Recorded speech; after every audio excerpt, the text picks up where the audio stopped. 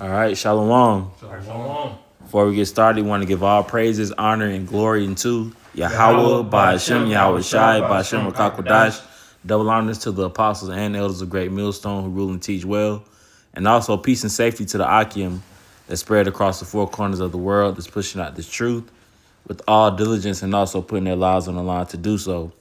We're the brothers out of Great Millstone, Atlanta, here with the lesson, going into, eating the whole roll, like the Lord told Ezekiel. I believe that's Ezekiel, the 3rd chapter. He said, he told Ezekiel, eat the whole roll, then go out and teach, Israel.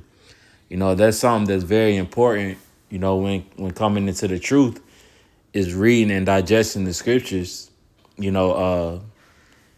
like we were speaking prior to, cutting the video on for the context clues. We understand that a lot of people, are going to come, with questions, especially, since we're in the latter days, a lot of people are going to come with questions and concerns, that's, according to the scriptures, and we have to have the answers, and we have to be able to give the correct answers, when we're, asked. So it's important for us to know, word no in the Hebrew is Yadai, which, that it really goes to show you, the importance, of reading the scriptures and being like the scriptures that which we're going to pull to study to show ourselves approved. Mm-hmm. When you go into that word study, it means to read. Yeah. And the scriptures speak about knowledge being the principal thing in the book of Proverbs, because getting information and knowing it really keep you from being manipulated and mentally controlled. You look at these churches, it's full of jakes that don't read, man. They don't have reading comprehension, because if so, then they will understand that guy that on the pulpit that's talking to him is a damn charlatan, and he's doing everything opposite of the scriptures. Mm-hmm. He's not even teaching you the scriptures in its entirety.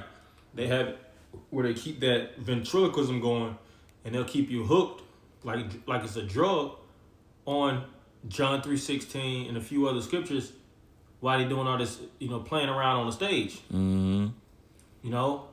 Like I said, and the congregation, through lack of studying, lack of actually reading and understanding, they get caught up in a way. But if you actually read, you don't get caught up in like for example, manipulation, right? If you know about manipulation, you're gonna know when somebody's trying to manipulate you. Mm-hmm. Why? Because you understand. That's what the scripture says, with all that getting understanding. So you would know if somebody's not teaching things righteously according to the scriptures, mm-hmm. or if it's not measuring up to the energy of the spirit of the scriptures because of what you read. We have plenty of examples written within the scriptures on how a man should conduct himself, how to maneuver, how to think, mm-hmm. how to be within this walk. The scriptures speak about humility, and it has plenty of examples of humility, and you extract all that the sources of manhood and characteristics and leadership traits from these men in the scriptures through reading. Mm-hmm. You got to really read about David to understand David. Yeah. If not, you're gonna, I heard you're gonna be one of the individuals that heard a thing or two. Yeah. But when you actually read about David, see his upbringing, see the path that he had walked, see his acts of valor, it actually has it where you get a better connection with your forefathers, mm-hmm. as it is written in the book of James, which I'm gonna get draw near unto the Most High, He'll draw near to you, unto you, and you draw closer unto the Most High through reading, because it's the Most High's book. Yeah, you got it. Like that, the movie, The Never Ending Story. Mm-hmm. As I forget his name, but the more he read, the more it became like he was actually living, living in it. And I remember the elder telling me a long time ago, when I first came in, it's like, when you read the scriptures, you really got to put yourself there, mm-hmm. like you was there, mm-hmm. And actually seeing these things happen, because these are true events that's happened, But we could grab that scripture, Nehemiah. Nehemiah 8:8. Excuse me. Nehemiah 8:8. So they read in the book in the law of the Most High distinctly, and gave the sense and caused them to understand the reading. It says so they read the book of the Most High distinctly. You know, when you go into that word distinctly, I believe it means to like make clear. You know, or understand. You know, so that even just being an Israelite and knowing that you're an Israelite, you want to know your history, your heritage, the things that the men went through and fought for in the name of Israel. And that's why these guys come up now, in these other camps, with wayward doctrine because they aren't reading. They're just going into how can they cause discourse within Israel by coming up with these mad examples of what the scriptures they think that the scriptures is saying. They're not going into the dialect and the dialogue and how like Yahushua and Peter was dealing with each other. They're not going into these things, man. That's why they have these stumbling blocks. Yeah, like the scripture says, if we are going to start off with the apostles, not a novice, let's being lifted up with pride. Because those guys are really proud, even to make statements about forefathers that, was first off, they're over you in the spirit. And these jakes that try to critique, they don't even really do it with clear, a true understanding. They err not knowing the scriptures from lack of reading, lack of understanding. And really, the Most High got a spirit, got Satan keeping them blind. The scriptures speak about the God of this world blinding the eyes of them. But you got it. That was it on that. Going back to that point of Nehemiah, so even in the ancient world, they would go through the scriptures and they would break it down. They would have Torah readings. They would go through the Tanakh. Yahushua was going through the book of Acts. Isaiah. Excuse me, not Acts, the book of Isaiah. He said, I was with you B times, meaning early in the day, early morning, going through the prophets and making the sense. That's why scripture speak about later on that they got the sense of the reading, they got the understanding, because that's truly our culture, is to be men that actually go into the Holy Bible like what we're doing now as Israelites, reading, observing. Just like the Passover, we would observe the Torah, read the Torah, and in the ancient world you have to go through the whole Old Testament, the whole Torah, read the whole book of Exodus and things of that nature, so that the culture of actually sitting down and reading has been lost, and we've been so distracted from all the distractions that the so-called white man puts out, social media and games. You always gotta work, but that's how he keeps that control, because really this is the most powerful book on the face of the earth, and this is where our spirit lies. So if he can keep us away and continue to try to control the narrative, then that means he has a level of control over us. You got it? I got a precept. It's Habakkuk chapter 2. I started at the top. It says, I will stand upon my watch and set me upon the tower, and will watch to see what he will say unto me, and what I shall answer when I am reproved. And the Lord Yahweh answered me and said, write the vision and make it plain upon tables, that he may run that readeth it. You see? So that's important. How can you set the tables and make it plain if you haven't read it? You have to, set it out and lay it out for even as the scriptures speak about how simple and how our people are destroyed. So you got to make it plain to them. You got to make it easily understandable and not go against the grain, not go against the trail that was already blazed for us. That's why you have to read it. And like the elder was mentioning before we cut the camera on as well, you have to be taught. Yeah. And And that comes with a level of humility, especially if you're like up in age or you call yourself a man. You know, our people suffer from being prideful. You know, not humbling themselves. All right, let me sit down, you know, and really digest and get the understanding of this book. You know, instead they want to come up with their own doctrine. You know, because they don't have, like the scripture tells us in 1 Corinthians, the 3rd chapter, they don't have that solid foundation.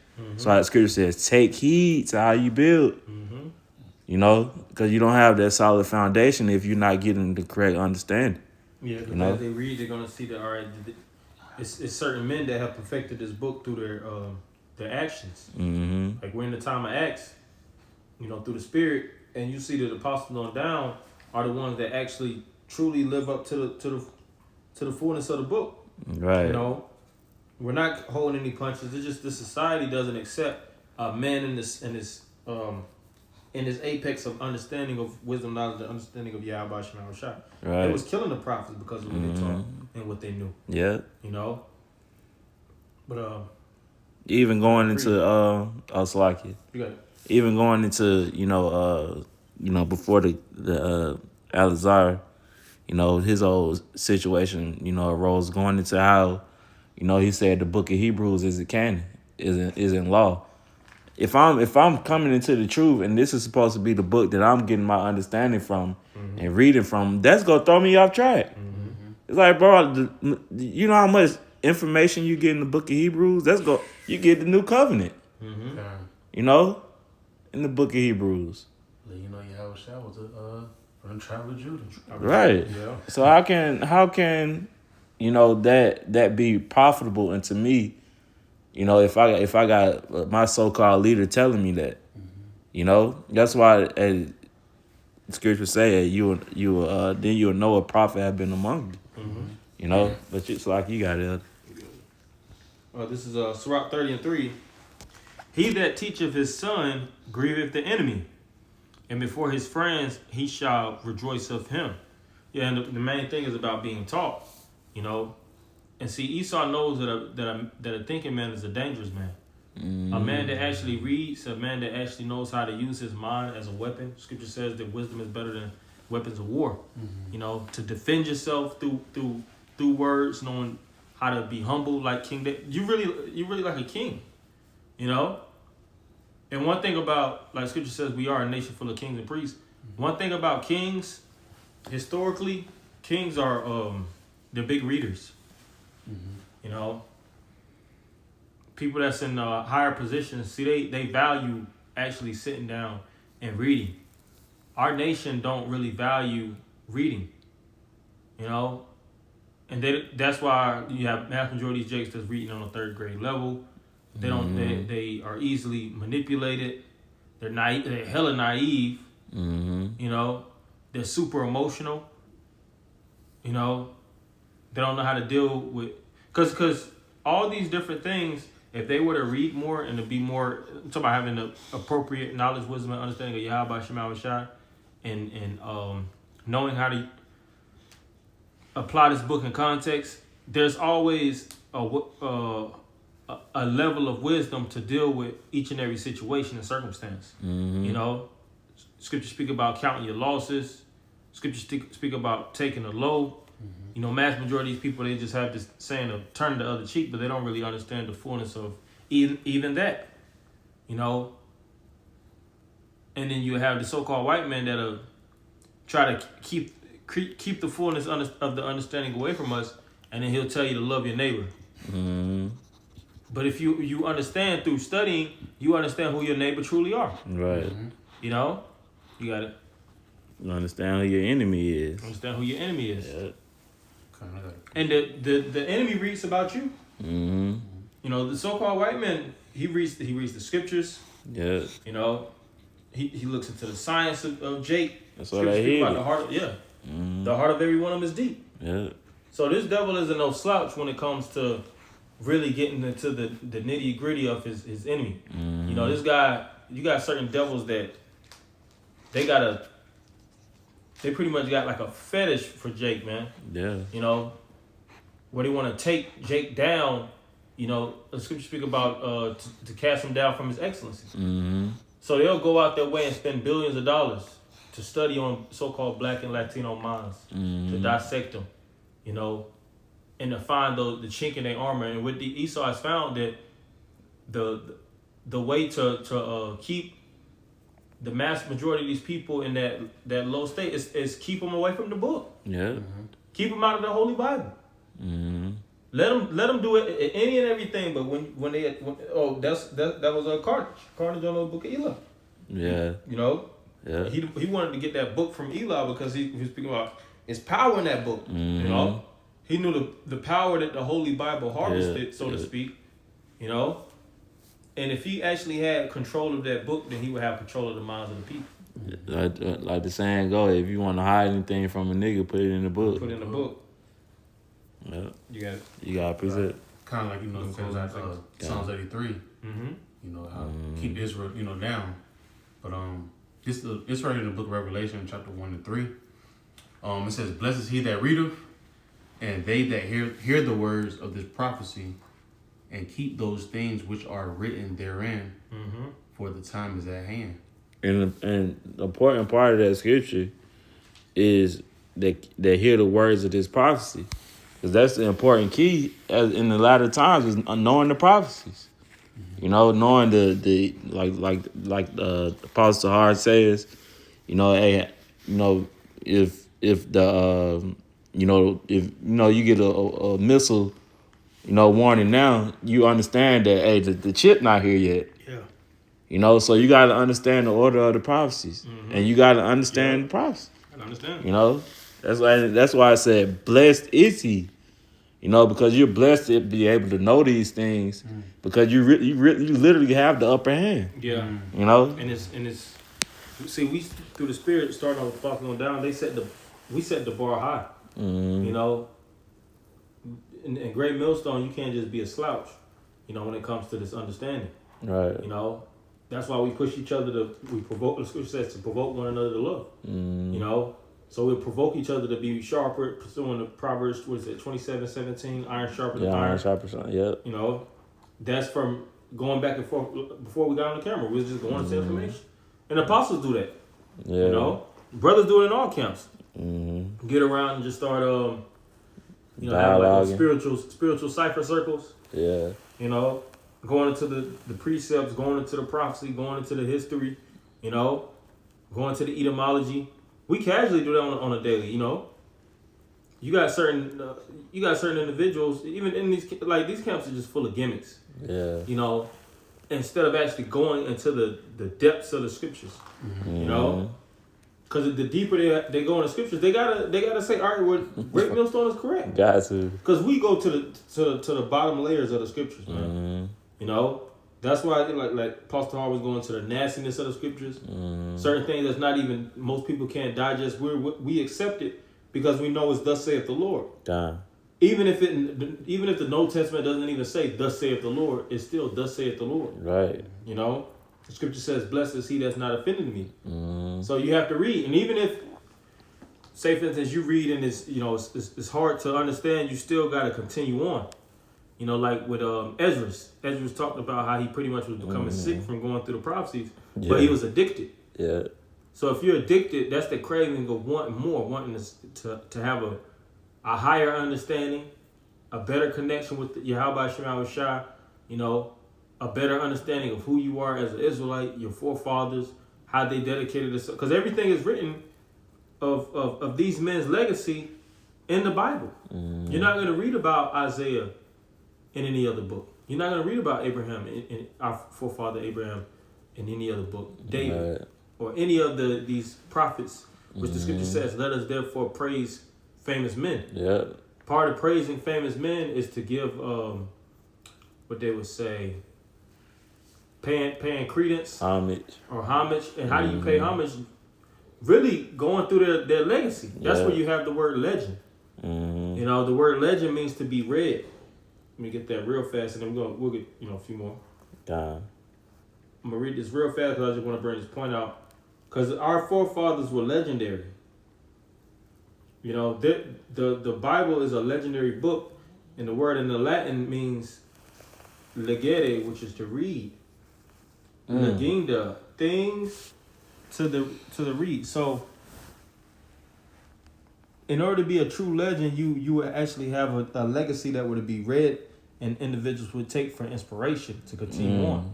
Yeah. So our forefathers, as it is written, let us therefore praise famous men. Yeah. They had their acts and their lifestyle written in paper so that we can read and have that same inspiration.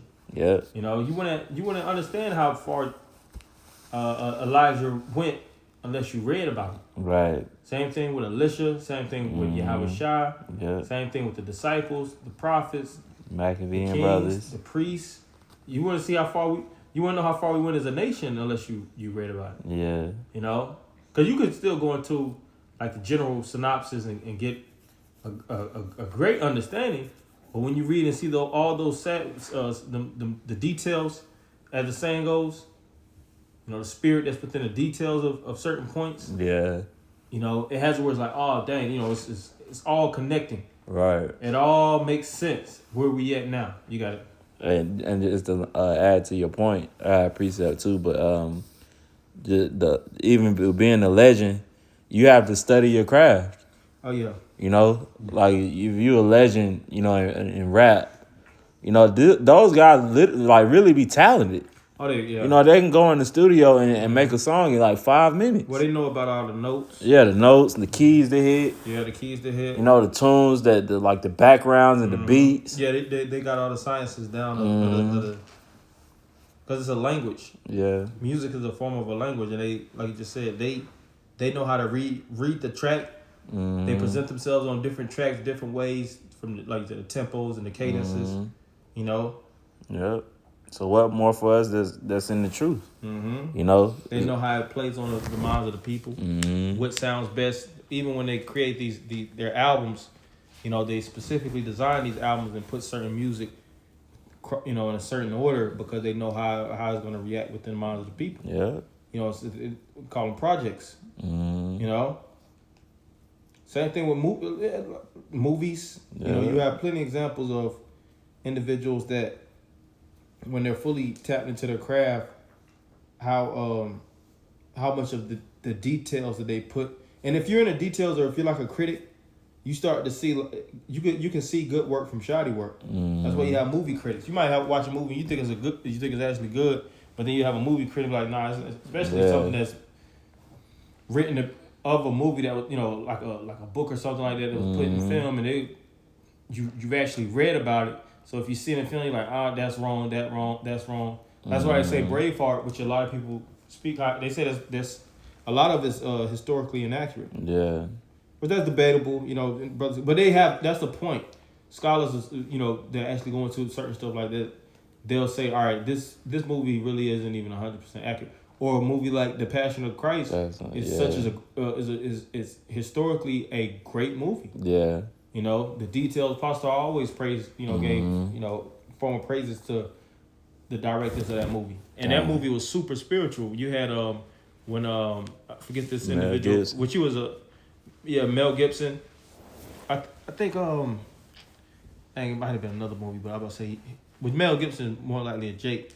But when he was on the cross, I think lightning struck, like they couldn't even do that scene.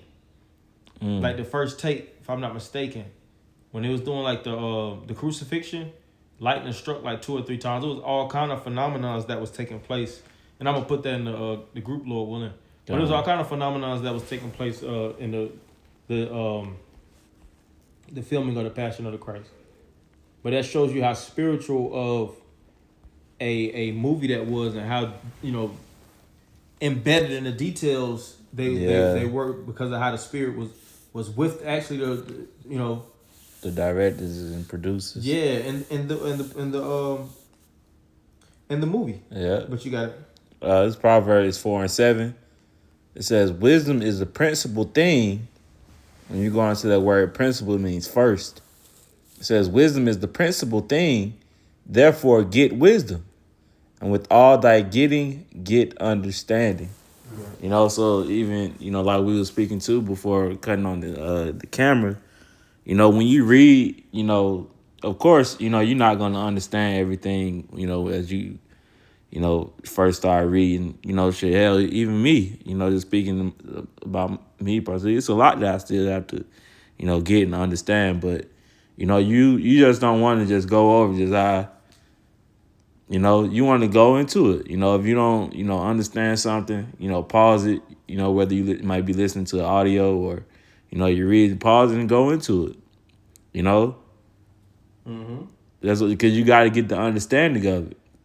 Now, of course, the balance, it takes time, and the Lord understands that, the Lord, He clearly understands that He's dealing with you, but the point is getting the understanding, And like the scripture said, drink wisdom out of our own system. Yep. It's really for you, for the most part. It's you learn to teach others. But in context, the more that you know, the better. You have a higher. The scripture says it adds to sorrow, but through sadness of the countenance, the heart is made stronger. Mm-hmm. You know. You got a quick precept. You got it. Just to add on to you. Because we want to be in the mindset of a Berean mindset. Just searching. Mm-hmm. Searching the scriptures every daily to better sustain yourself to teach. It was straight to the point. It's Acts 17 and 11.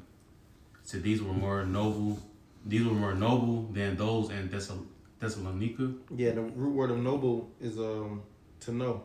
Mm-hmm. It says in that they received the word with all readiness of mind and searched the scriptures daily whether those things were so. And that was just really the main point. Just pretty much you hearing about it. All right, let me dive deeper into it instead of just getting just the like brothers always say, go deeper than the surface. Because you can have a person and that's a scoffer. He didn't went underneath the surface and he can confound you. Yeah. And they wasn't being talked down upon. This was actually being looked up to as how noble they was in the scriptures. I was just typed it in about Berea. It says this demonstrates a model of open-mindedness and a commitment to checking teachings against scriptures, making an example, informed and reasonable faith. Yeah. Exactly. Because you gotta, apostles always say you can check, fact check. Do your research. The scripture says, "A simple man believeth every word, but a prudent man looketh well to his goings." Yeah. So he's supposed to sit down and get to the nitty gritty. Terms at the NLT, like you just said, that same scripture. It says, and people of Berea were more open-minded than those in Thessalonica, and they listened eagerly to Paul's message. They searched the scriptures day after day to see if Paul and Silas were teaching the truth. Like the apostle be saying, fact check me, correct me if I'm wrong. And once you didn't dive to the blue letter, the Edamon online, you're gonna see what he'll teach with the truth. Yeah. You can't gainsay nor resist. You brother gotta close it? Or It's 2 Timothy. Yeah, you can close what you just quote. Oh yeah, 2 Timothy 2:15. Yeah. Like the scripture speak about until I come, give attendance to read. It's just like you have an attendance sheet. Because if you don't read and go through certain stuff, then you're gonna be absent-minded when it comes to the understanding of certain things. And the apostles always speak about how certain men, like Elder Ariad and the elders, they were precept men, because they sat down and read. Even in the old school, you was required to sit down and read. You actually have to go through the books, the Holy Bible, in the fullness. That's why the apostles are so sharp now. You can't bring out any point that they scratching their head on, because they sat down and read the book an innumerable amount of time. Yeah. You got it. You got it, or you want me to read it? I can read it. Go ahead. Yeah. 2 Timothy 2 verse 15. Study to show thyself approved unto Yahweh by Shem Yahushua, a workman that needeth not to be ashamed, rightly dividing the word of truth. So the right way to divide the word of truth is through studying, because you'll have individuals that are study to manipulate and control you, because they already know if you're not studying or you're on top of your game, then you're gonna be subject. And that's why IUIC, ISUPK, you got a lot of what they call them, meat puppets, parrots. They got that ventriloquism going, you know, because they already know that they too tired to actually sit down and read. They're lame brains, you know. Us, we study, you know. We get into the context. We'll go to the etymology. It's a requirement, you know. And that's why after a while they be like, nah, I see, you know, these different guys' camps start to fall like a house of cards, man. Yeah. You got it. Oh, that was it. Yeah. You can reread that, though. Okay. 2 Timothy 2:15, study to show thyself approved unto the Most High. And like I said, to show thyself approved. See? A workman that needeth not to be ashamed, rightly dividing the word of truth. Hey, even the so-called white man was able to hold a whole nation of people down because they couldn't read.